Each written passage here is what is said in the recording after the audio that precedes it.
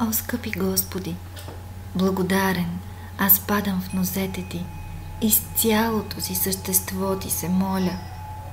Позволи ми да достигна Твоята вечна обител.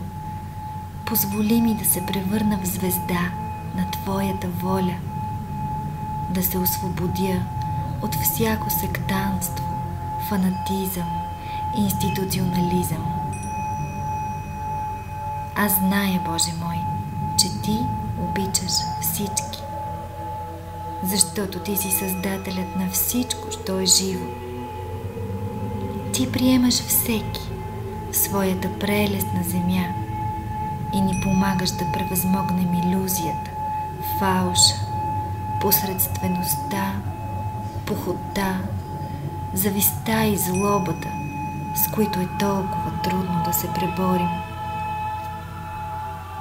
По милостта Ти аз мога да получа Твоя подслон. Всичко около Теб е съвършено. Единственото лошо нещо съм аз. Затова се обръщам към Теб, защото Ти единствен даваш утеха и подслон на най-падналите. И дори да съм паднал, не искам това да бъде причина да съм далеч от Теб. Господарю на Вселената, приятелю на най-бедните, помогни на тази бедна душа да бъде истински пратеник на Твоята воля.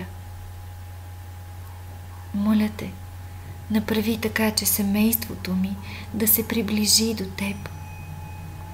Помогни на всички хора да могат да оценят великото Ти творение, така че всяка капчица, всяко цвете, всяко растение, всеки слънчев лъч да ни напомнят за Теб, за безкрайната Ти милост и за това, че ни чакаш да се завърнем при Теб. О, Господи на Вселената, дай ми сила в трудните моменти, за да не Те забравям, за да мога винаги да помня присъствието Ти, за да мога да давам любов на останалите, за да мога да им давам сила и подслон. Позволи ми да Ти служа. Направи ме светлина в живота на околните. Изведи ме от тъмнината на невежеството. Направи ме щастлив, за да мога и аз да давам щастие на другите. Направи ме инструмент на Твоята любов. Това е единственото ми истинско желание, което изгаря обусловената ми душа, моята паднала и загубена душа. Толкова грешки допуснах в миналото си, но Ти, Господи, така милостиво ме повика при себе си и ме накара да почувствам, че Ти принадлежа и че Ти ме обичаш. Почувствах, че ще дойде часът, в който ще преодолея материята и ще мога да достигна до Теб.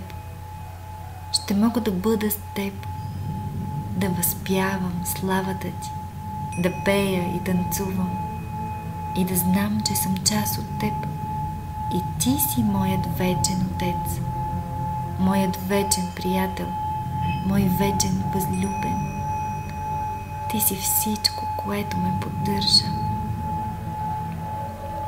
О, Божествено дете, пратенико на любовта, о, възлюбени, моля Те, заведи ме там, където материята и нейната тленност нямат значение.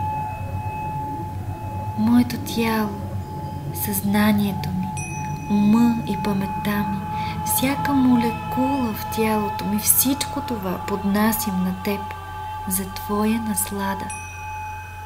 Помогни на душата ми да достигне до там, където любовта е общият знаменател, където всеки ден нашата любов става все по-силна и по-силна.